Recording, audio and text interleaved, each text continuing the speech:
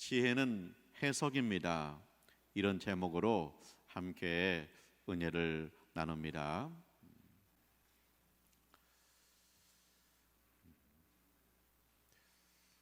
일제시대에 일본은 천황을 신격화했어요. 그래서 천황은 신이다, 그렇게 몰아갔습니다.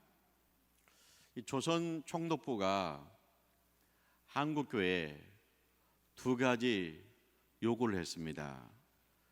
첫째는 동방요배고요, 두 번째는 신사참배입니다. 동방예배는 무엇이에요? 천황이 있는 동방을 향해서 90도로 허리를 굽혀 절하는 거죠. 신사참배는 뭐예요?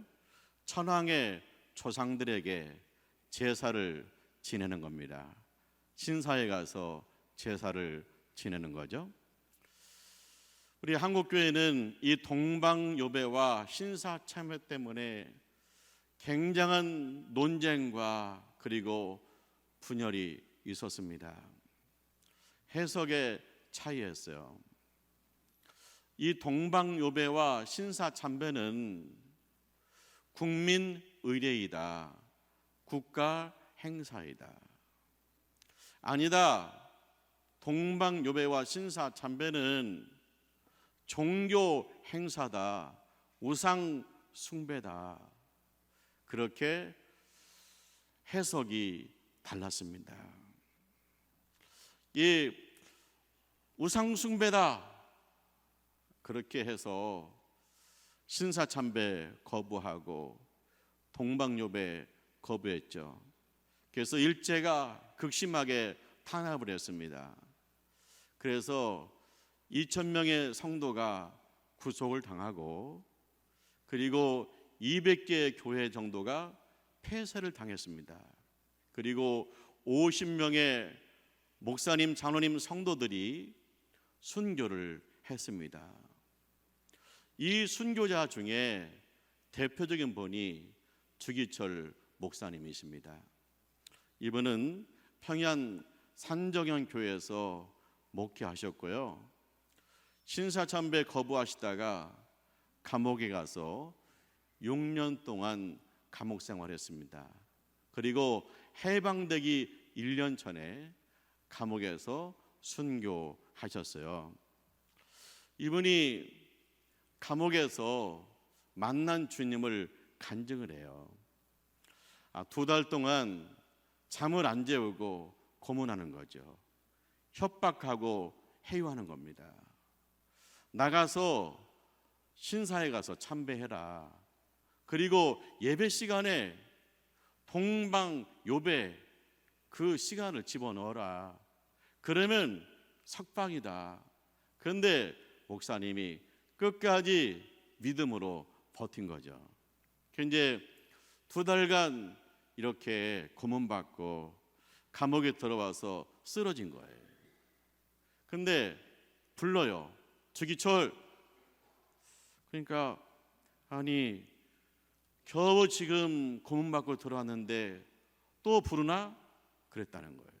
주기철 누구지? 주기철 3번째 불러요.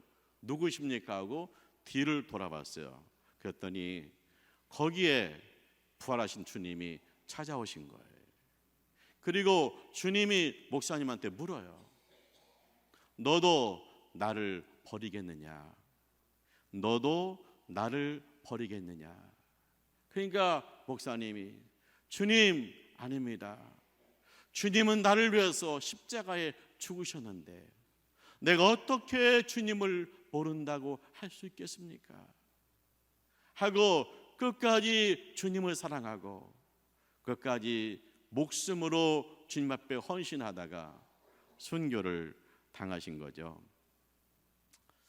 이 동방요배 신사참배는 국가 행사다, 국민의례다, 아니다 그건 종교 행사다, 우상숭배다, 두 가지 해석이 있었잖아요. 근데 어떤 해석이 맞습니까?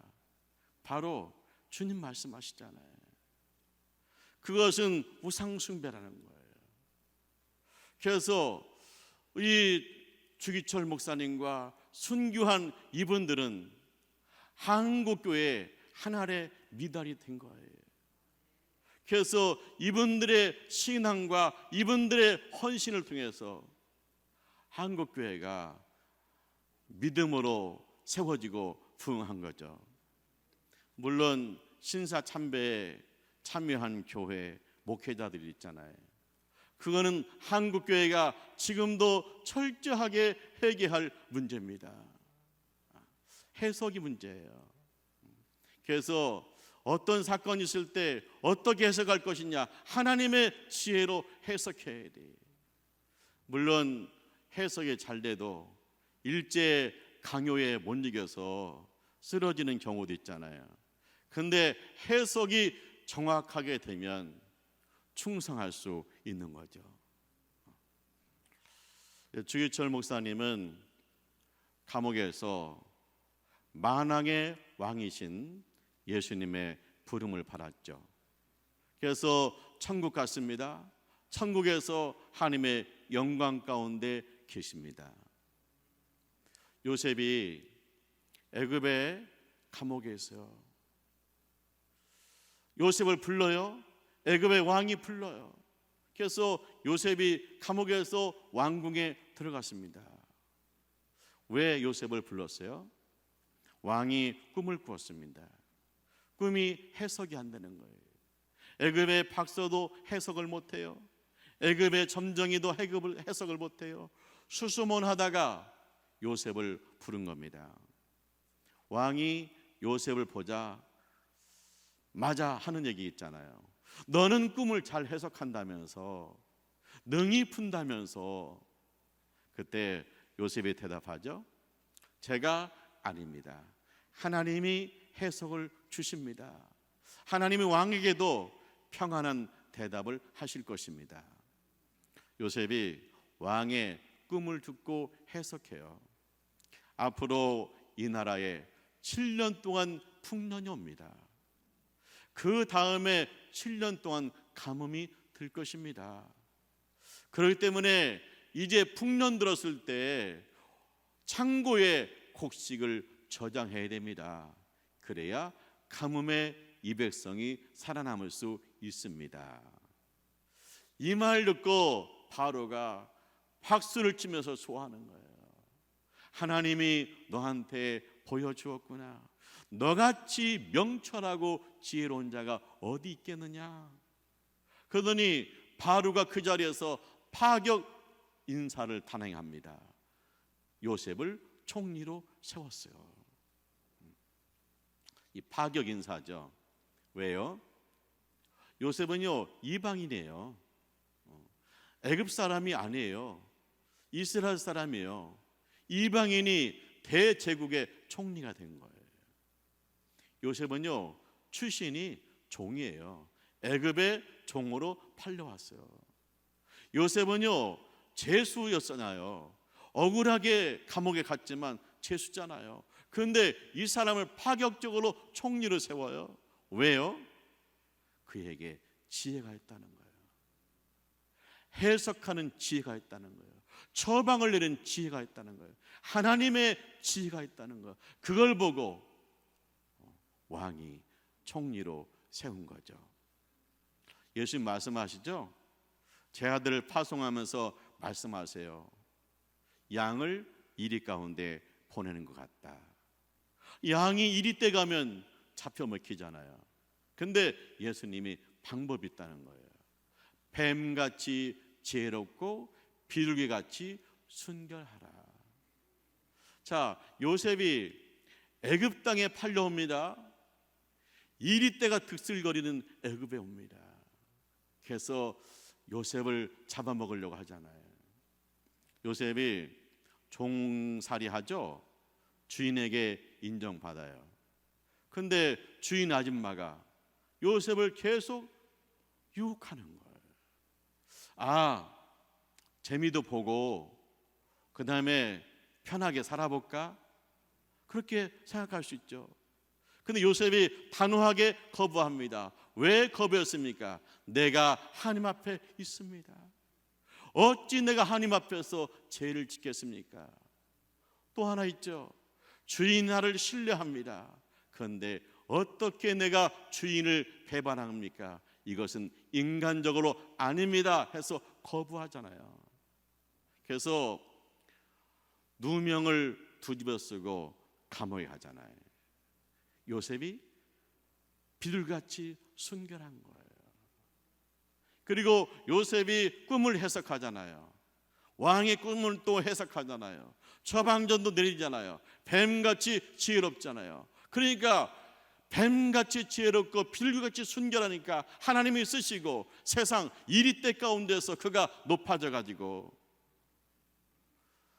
7년 흉년에 애굽 백성을 살리는 사람이 되었다는 거예요. 지혜가 있으면, 해석이 되면 세상을 살릴 수 있다. 축복할 수 있다. 사람을 살릴 수 있다. 사람들을 먹일 수 있다. 나눌 수 있다. 그래서 우리에게 해석하는 지혜가 필요한 거죠. 예수님은 이 땅에 오셔서 하나님 나라 이야기를 하셔요. 근데 사람이 하나님의 말씀을 잘 이해를 못해요. 땅에 사는 사람들이 하늘의 이야기를 이해하지 못해요. 그래서 예수님이 비유로 말씀하십니다. 겨자씨 비유를 했어요. 겨자씨는 씨가 굉장히 작아요. 바람에 날아가요. 근데 이 싹가 땅에 떨어져 가지고 싹이 나고 뿌리를 내리면 점점 성장을 해요.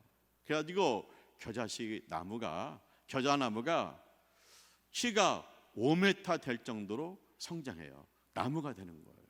그러면 새들이 겨자나무에 와서 쉬기도 하고 놀기도 하는 거예요. 이 겨자나무 이야기는 다 알고 있어요. 그리고 나서 예수님께서 해석을 하는 거예요. 자, 천국의 복음이 전해진다. 교회가 세워진다. 교회가 세워질 때는 약하다. 그래서 날아갈 것 같다.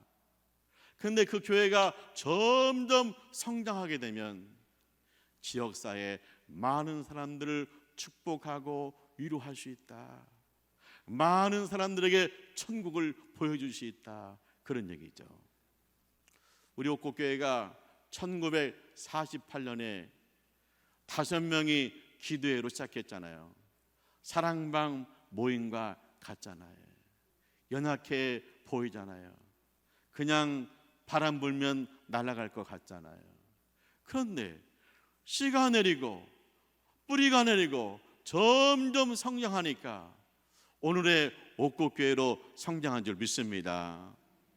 그동안 우리 옥곡교회를 통해서 많은 분들이 그 한 많은 사람들이 와서 눈물로 회개하고 기도하고 찬양하면서 치유받고 위로받고 천국 간 놀라운 역사들이 있는 줄 믿습니다. 그리고 지금도 어린이부터 어른까지 350명이 하나님을 예배하는 교회로 성장했고, 교회가 이제는 더 많이 성장해서 옥구, 카브, 파닥교회 외국에 성전을 세우고 선교사를 파송하고 볼리비아, 캄보디아에 복음을 전하는 이렇게 겨자나무 같은 위대한 나무가 된 줄 믿습니다. 주님은 해석을 해줘요.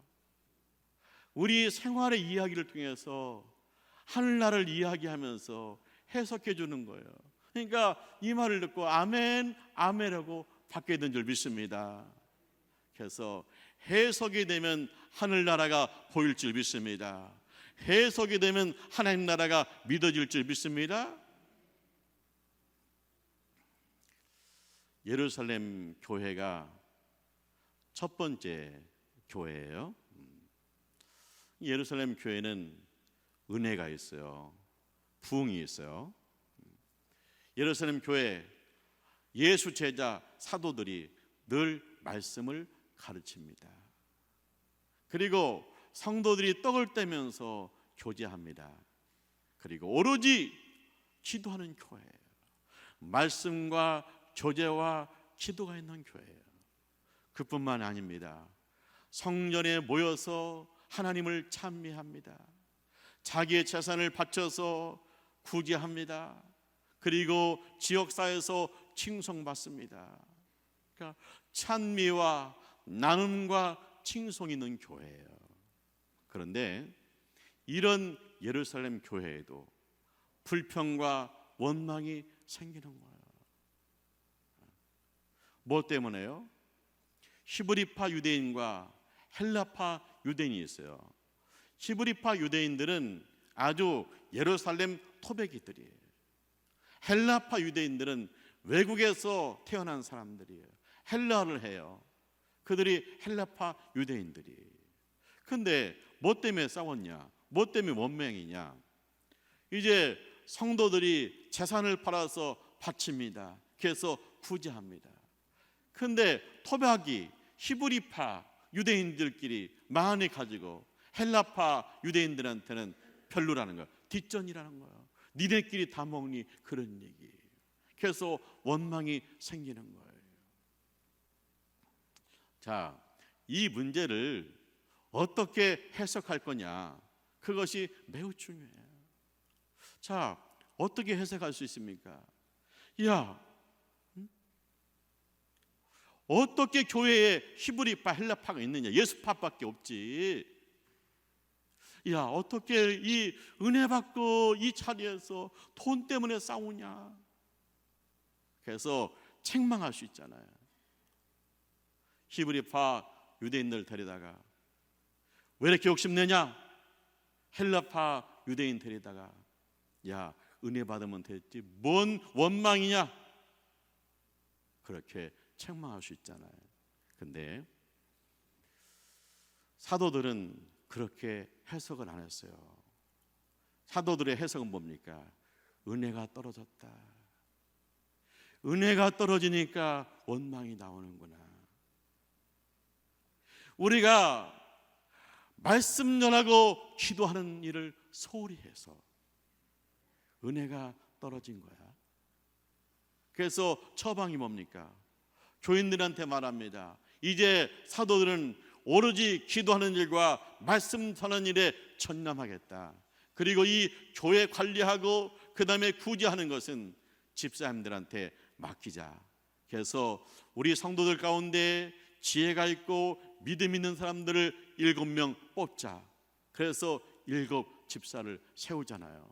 온 교회가 기뻐해요. 그리고 다시 교회가 화목해요. 다시 부흥해요. 해석이 중요한 거예요. 원망이 교회에 생겨요. 그래서 원망이 생겨요. 교인들을 봐요. 헬라파 유대인, 히브리파 유대인 봐요. 책망해요. 그럴 수 있잖아요. 근데 사도들은요, 해석을 하는데 자기를 보는 거예요. 은혜가 떨어져서 그래. 우리가 말씀 전하는 일과 기도하는 일이 소홀히 해서 그래. 그리고 이제는 교회 일꾼이 필요한 때가 된 거야. 그래서 해석이 되니까 교회가 화목해지는 거예요.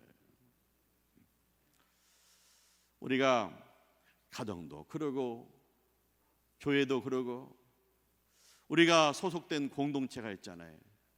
거기에 원망이 생길 때가 있어요. 그때 해석이 잘 되면, 하나님의 지혜가 있으면, 해석이 되면 그 공동체가, 그 집안이, 그 교회가 오히려 더 성장하고 오히려 더 화목한 기회를 얻는다는 거예요. 그래서 지혜는 해석이에요. 해석이 잘 되면 화목해질 줄 믿습니다. 바울하고 바나바가 선교사로 파송받잖아요. 유럽의 첫 번째 성 빌립보에 선교 갑니다. 이제 전도하러 다니잖아요. 그런데 귀신 들린 여종이 따라와요. 그리고 소리를 질러요. 지극히 높으신 종들이다. 너희에게 구원의 길을, 진리를 가르쳐 줄 것이다. 맞는 말이잖아요. 근데 이 귀신들 여종이 하루 이틀이 아니에요. 계속 따라다니면서 소리를 질러내는 거예요. 근데 이 귀신 들린 여종이 유명한 사람이에요. 점쟁이거든요. 귀신 들려가서 점괘가 상당히 잘 나와요. 이 귀신 들린 여종이 점은 안 보고 계속해서 쫓아다니면서 소리를 질러대는 거예요. 그러니까 바울이 어떻게 해석했어요? 아이고, 별 사람이 다 쫓아와가지고, 아이고 귀찮아, 그냥 오늘 또 왔어. 심히 괴로워. 그러다가 안 되겠다 싶어가지고 명령하잖아요. 주 예수 이름 명하노니 귀신이나 떠나갈지어다. 아멘. 그랬더니 귀신이 떠나갔어요. 그러더니 이 여종이 예수 믿고 구원받은 거예요. 바울이 해석을 잘못한 거예요.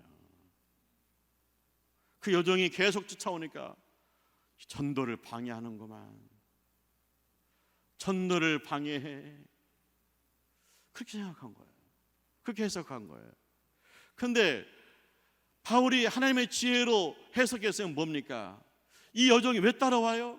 그 여종의 내면의 소리가 있는 거예요. 나를 살려주세요. 이 귀신을 쫓아주세요. 지극히 높으신 하나님의 종이여, 나를 살려주세요. 나도 구원받고 싶어요. 이 귀신을 좀 몰아주세요. 내 힘으로 안 돼요. 나를 살려주세요.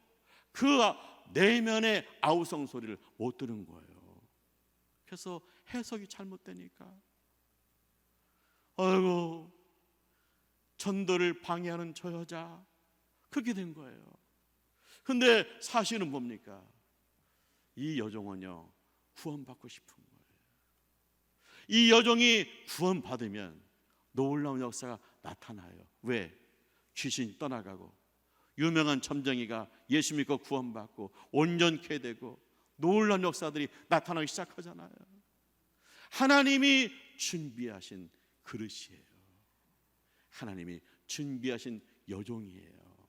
근데 해석이 잘못되니까 심히 괴롭더라 그랬어요.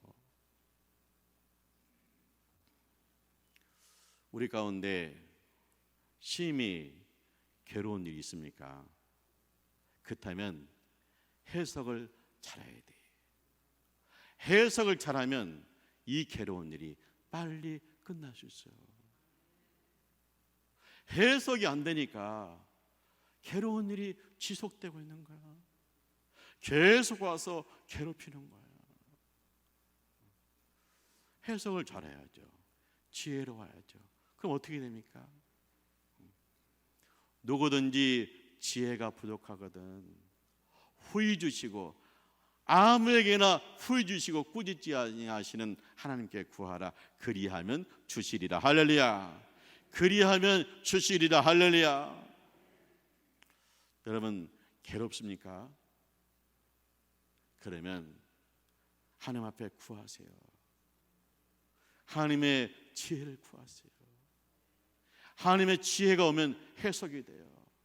해석하면 문제의 근원을 알기 때문에 치유되고 회복되고 해결될 줄 믿습니다. 사랑하는 하나님의 가족 여러분, 예수 믿고 산다 그러죠. 우리가 예수 믿고 세상에 나가요. 그러면 일리가 있죠. 그런데 어떻게 승리할 수 있습니까? 지혜. 하나님의 지혜입니다. 요셉은 하나님의 지혜가 있잖아요. 해석하잖아요. 처방하잖아요. 그러니까 가뭄에 백성을 먹여요. 우리가 하나님의 지혜를 얻으면 내 가족을 먹이고 친척을 먹이고 가난한 자를 먹이고 세계 선교로 이방인들을 먹일 수가 있어요. 예수님은 지혜로 하나님 나라 이야기를 하잖아요. 내가 하나님의 지혜가 임하면 하나님 나라가 믿어지고 그리고 사람들에게 하나님 나라를 이야기할 수 있어요. 예루살렘 교회가 지혜가 있으니까, 사도들이 지혜가 있으니까, 분쟁 있는 교회, 원망 있는 교회가 아멘이 되고 감사가 되고 화목하고 부흥하잖아요. 바울이 하나님의 지혜로 봤으면 더 빨리 괴로움이 끝나고 영혼을 구원하게 되잖아요. 그래서 우리가 하나님 앞에 지혜를 구해야 돼요. 눈만 뜨면 하나님의 지혜를 구해야 돼요. 그리고 하나님의 지혜로 세상을 분별하고 하나님의 지혜로 해석하는 거예요. 그러면 축복받고 나눌 수 있어요. 그러면 천국이 보여지고 천국 갈 수 있어요. 그러면 원망이 사라지고 감사하고 화목할 수 있어요. 그러면 영혼을 구원할 수 있어요. 얼마나 놀라운 일입니까? 하나님의 지혜를 구하시기를 축원합니다. 기도하죠. 할렐루야. 하나님을 찬송합니다. 저희에게 지혜 주시기로 약속하심을 감사합니다. 기도하고 말씀 읽어서 지혜로운 사람 되게 주옵소서. 세상에서 빛이 되게 주옵소서. 예수님의 이름으로 기도합니다. 아멘.